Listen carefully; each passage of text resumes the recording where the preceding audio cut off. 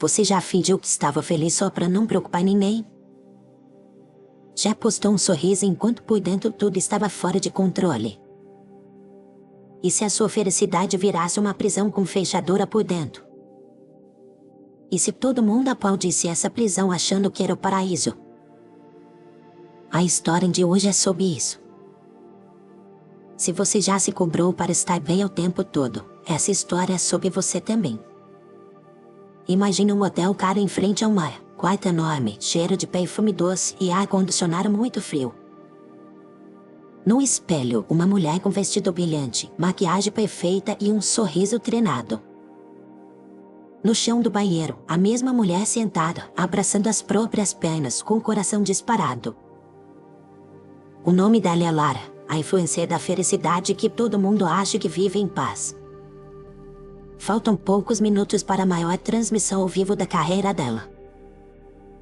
O especial se chama 24 Horas de Gratidão. No celular, a contagem regressiva está ali, quase piscando. Lara olha para o relógio, respira fundo e começa o ritual secreto. Ela sussurra as frases de sempre, em voz tão baixa que quase não sai som. Ela repete que é luz, que é amor e que nada de ruim acontece se ela fizer tudo certo. Ela conta cada frase na cabeça como se estivesse contando passos em uma linha fina. Se perder a conta, na mente dela, o universo desaba. A live dá errado, o público some, as marcas fogem e alguém que ela ama sofre. É assim que a cabeça dela funciona agora. Não é escolha, é medo puro fantasiado de disciplina. Quando termina o ritual, ela levanta como se nada tivesse acontecido. Se olha no espelho, ajeita um fio de cabelo que ninguém nunca notaria e testa o sorriso. Um sorriso grande demais para caber no rosto e pequeno demais para segurar o pânico. Ela abre a porta do banheiro como se fosse entrar em um palco. Do lado de fora, o cenário está montado, luz suave, flores, uma mesa com velas e um copo de chá que ela nem gosta tanto. O namorado dela, Gabriel, está atrás da câmera com olhar cansado. Vai ficar tudo bem, o público te ama. Ela responde com um sorriso automático, mas por dentro pensa que o público não ama ninguém de graça. Pense que ama só enquanto você entende o que eles esperam. Ela se senta na poltrona, pega o celular e aperta o botão para iniciar a transmissão. Quando a luz vermelha acende, a mulher do banheiro desaparece. Ela dá lugar à Lara perfeita, a garota que acorda feliz, que fala de gratidão como se fosse remédio e que parece não conhecer tristeza. Agora a gente volta um pouco no tempo. Porque nenhuma prisão nasce de um dia para o outro. Lara cresceu em uma casa onde chorar era sinal de fraqueza. Quando ela ficava triste, a mãe dela dizia que tinha gente passando fome e que ela não podia reclamar. Quando ela sentia medo, ouvia que medo era bobagem e que era só pensar positivo. Ela aprendeu cedo que sentir dor era menos grave do que demonstrar dor. Anos depois, essa menina virou a mulher que você veria em qualquer rede social motivacional. Ela fala de gratidão, de fé na vida e de mentalidade forte. Ela acorda, grava vídeo da cama arrumada, do café organizado, do corpo treinado e da agenda lotada. Ela diz que felicidade é a escolha diária. E que quem está triste é porque não se esforçou o suficiente. O canal dela cresce rápido. As pessoas se sentem inspiradas e ao mesmo tempo culpadas. Inspiradas porque querem aquela vida organizada. Culpadas porque não conseguem acordar felizes todos os dias.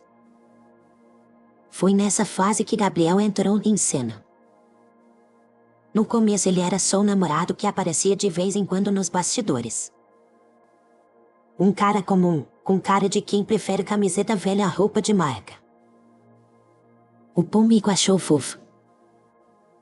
Começaram a chamar os dois de casal de luz. As marcas viram um produto pronto na frente delas. De repente, não é só o canal da Lara.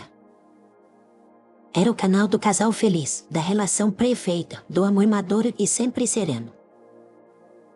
Por trás das câmeras, a história era bem menos brilhante. Gabriel acordava cansado, às vezes sem vontade de gravar.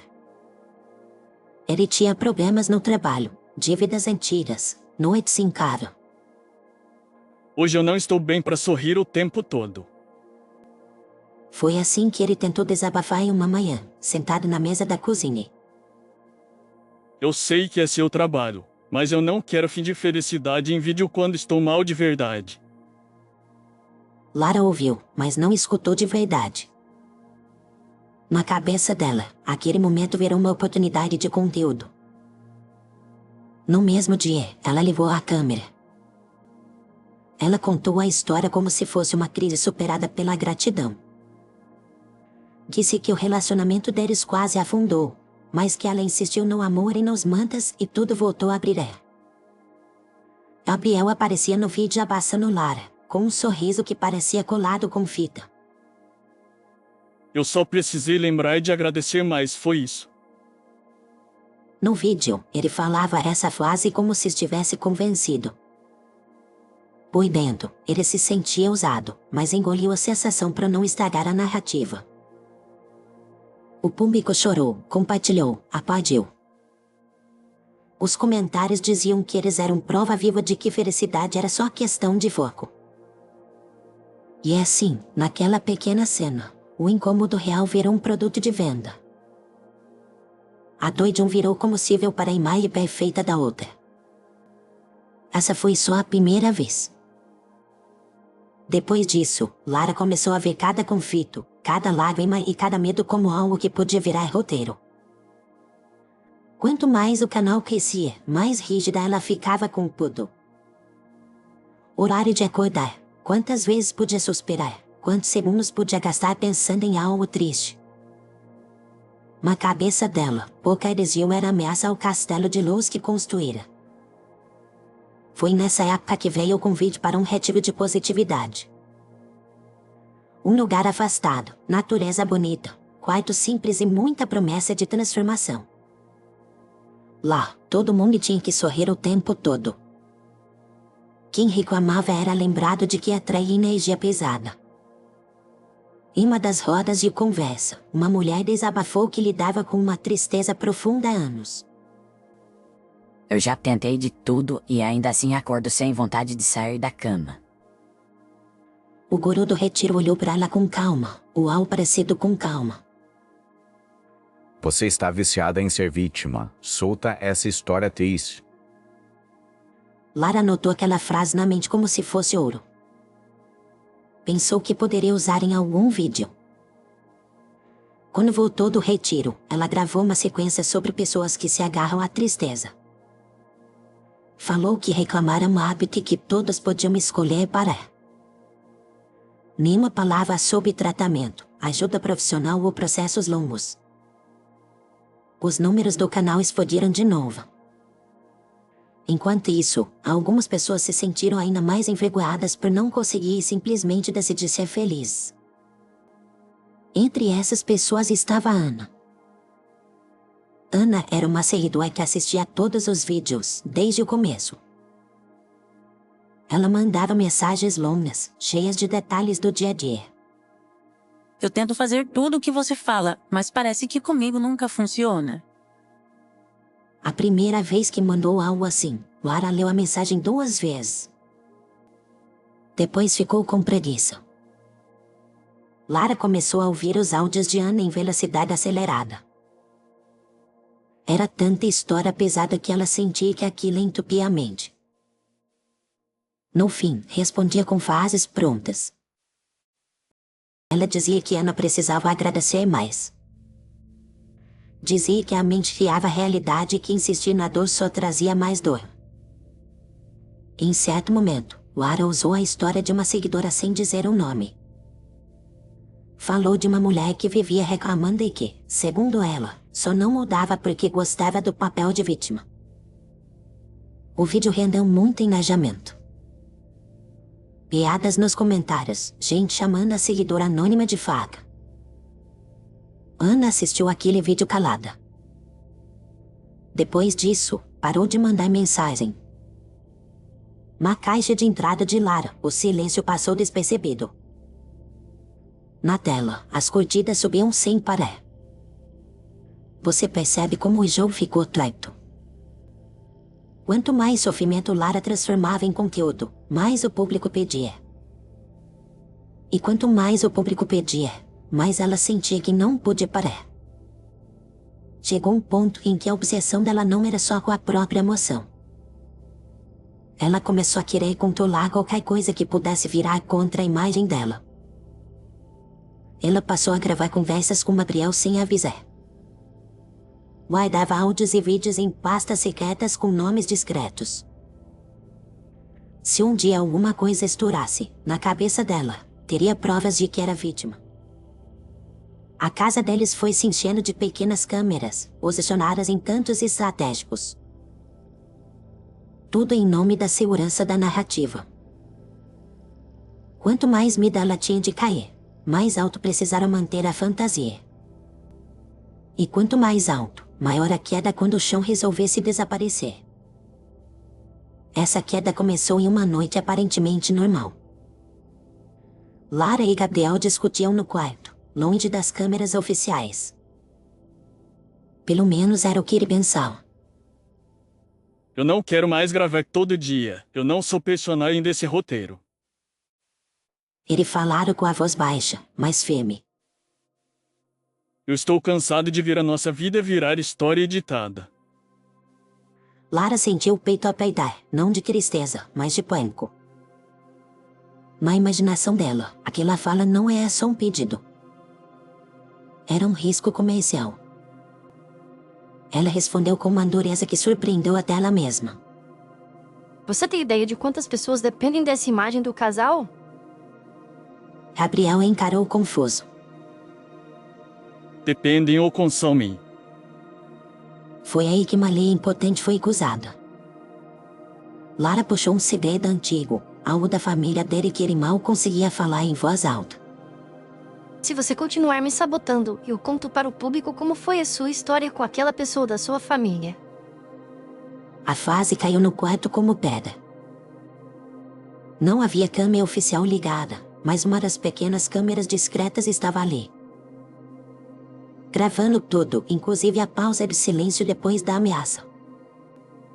A partir desse momento, não era só sobre a obsessão de parecer feliz. Era sobre usar qualquer dor alheia como possível moeda de troca. Gabriel se sentiu traído em um nível que nem sabia dizer. Ele começou a olhar para Lara como quem olha para alguém que perdeu o limite.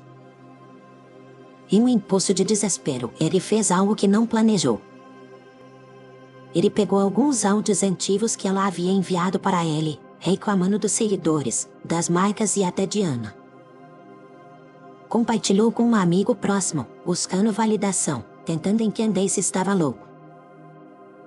Escuta isso e me diz se eu estou exagerando.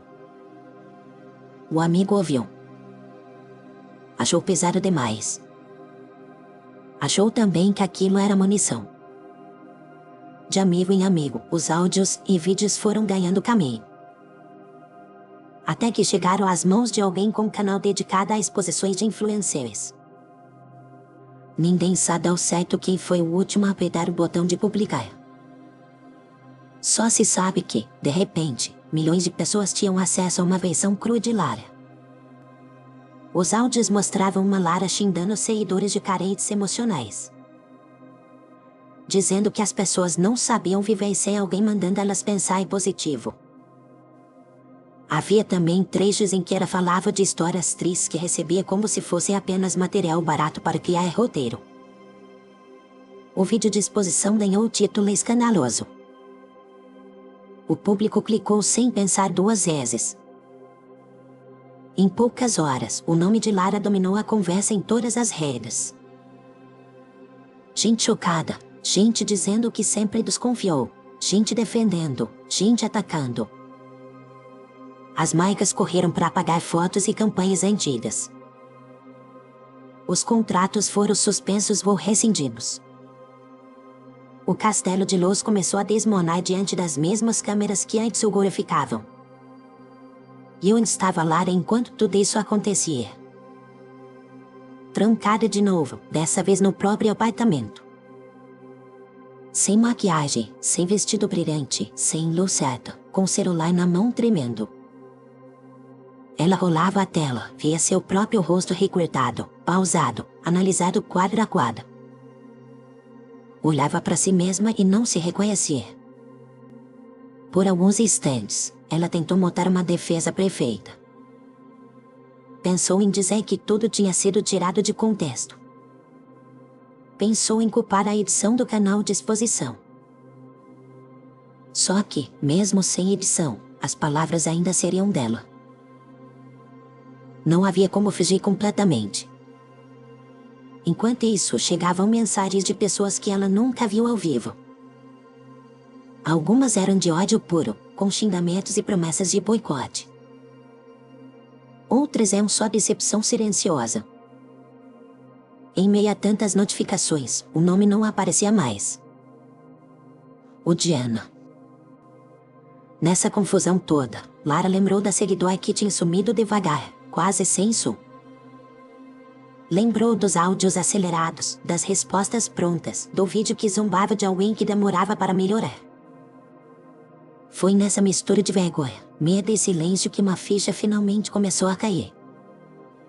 Pela primeira vez em anos, ela não tinha energia para sustentar a personagem. Não tinha força nem para repetir os mantas mecânicos de sempre. Em vez disso, teve uma crise de show que não acabou em vídeo motivacional. Acabou em exaustão no sofá, com a garganta doendo e o celular virado para baixo. Ali no fundo, por baixo da culpa e da raiva, tinha uma pergunta simples. Quando foi que a vontade de inspirar virou a necessidade de controlar tudo?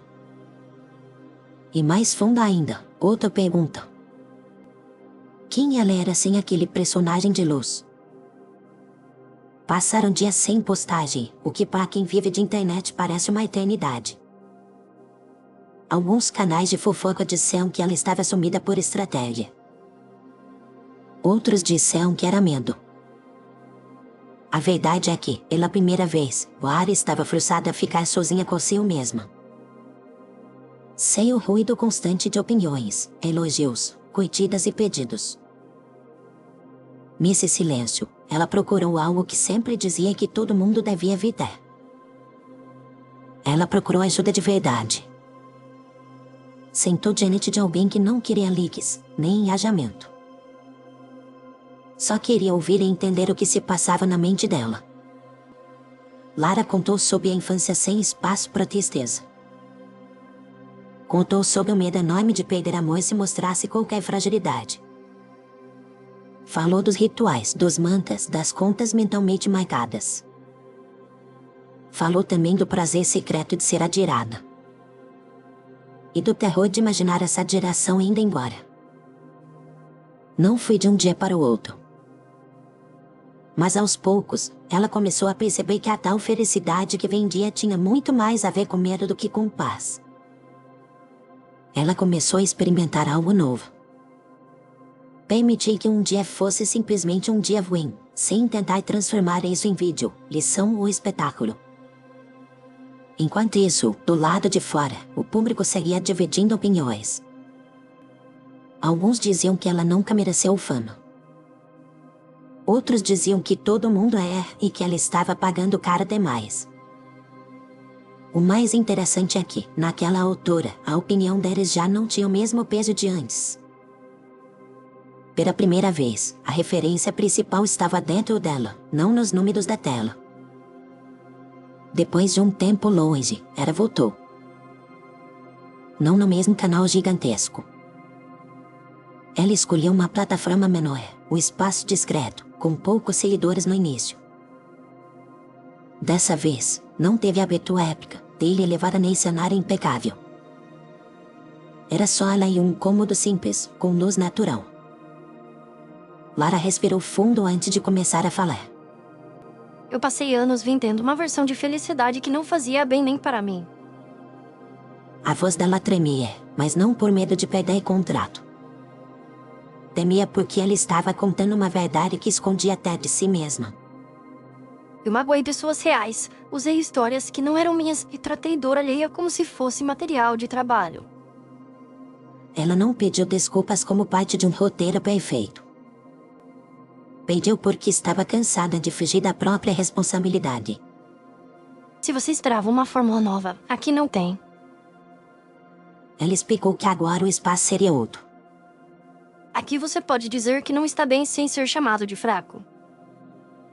Disse também que ela estava em processo, que ainda tinha medos e compulsões. Eu não sou exemplo de nada, eu sou alguém tentando aprender a ser pessoa, não personagem. Muita gente torceu o nariz. Disse que era tarde demais, que aquilo era só mudança de imagem. Outros ouviram e sentiram algo estranho, uma mistura de alívio e desconforto. Alívio por perceber que até a pessoa que parecia ter tudo também se perde em labirintos internos. Desconforto por ter de olhar para o próprio ato de fingir bem-estar para agradar. Lara começou a receber mensagens diferentes. Não eram chés de gratidão exagerada, nem de idolatria. Eram mensagens de gente dizendo que está mal hoje e não tem vergonha de contar. Aos poucos, em vez de alimentar a compulsão por perfeição, ela começou a alimentar conversas mais honestas. Não era bonito o tempo todo, mas era real. E Damião. Eles se afastaram por um bom tempo. Cada um precisou respirar fora da bolha que criaram juntos. Quando voltaram a se falar, foi sem câmera, sem roteiro, sem intenção de mostrar nada pra ninguém. Foi só conversa entre duas pessoas que erraram uma com a outra. Eu não sei se consigo te perdoar por tudo, mas eu também não fui perfeito nessa história. Eles revisitaram cenas, lembraram das pequenas concessões, dos silêncios covardes, das brincadeiras que não eram tão inocentes assim. Não saíam de lá como casal perfeito de novo. Saíram como dois adultos com cicatrizes que decidiram andar com mais cuidado. A carreira de Lara nunca mais voltou ao auge de antes. O que voltou, de um jeito diferente, foi algo que ela nem sabia nomar direito. Talvez fosse dignidade. Talvez fosse só a paz de poder dizer hoje não estou bem. E agora eu volto para você que está ouvindo até aqui. Lembra da pergunta do começo. Você sabe a diferença entre buscar felicidade e ter medo de parecer triste? Quantas vezes você sorriu para não decepcionar alguém? Quantas vezes engoliu um choro porque achou que isso ia estragar o clima? Quantas vezes se cobrou por não estar no padrão de luz que alguém na tela vendia? Talvez a maior prisão não seja a dor. Talvez seja a obrigação de ser feliz mesmo quando o peito pede pausa. A história de Lara não é só sobre fama e queda. É sobre um momento em que a gente percebe que não dá mais para viver em função do aplauso. A pequena moral escondida no meio desse caos é simples. Felicidade verdadeira não precisa ser performance diária. E aceitar o próprio lado escuro pode ser mais honesto do que fingir luz o tempo todo. Se um dia você sentir que está vivendo só para manter uma imagem, lembra dessa história. Lembra da garota que rezara para o algoritmo e esqueceu de ouvir a própria cabeça. E talvez pergunte a si mesmo se não está na hora de sair devagar da prisão da felicidade perfeita. Se você ficou comigo até o final dessa história, eu te agradeço de verdade. Sua atenção é algo muito precioso e eu não levo isso na brincadeira. Se essa história fez você pensar um pouco na sua própria vida, deixa um like no vídeo. Isso ajuda muito o canal a continuar trazendo essas iaias pelo lar escondido das pessoas. Se ainda não se inscreveu, aproveite e se inscreve agora. Assim você não perde os próximos mergulhos nessas histórias cheias de ouro e espinhos. Me conta nos comentários em qual parte da história você se viu. Eu gosto de ler e entender como tudo isso bate do lado da tela. Se você quiser apoiar ainda mais o canal, tem um jeito simples. É só usar o código na parte de baixo do vídeo ou o link está na descrição para fazer uma doação. Na descrição também tem links para outras séries completamente diferentes desse tipo de história. São outros caminhos, outros tons e outras formas de orar para a mesma bagunça chamada vida. Por hoje eu fico por aqui. Cuide de você, permite sentir o que for preciso e volta para a próxima história.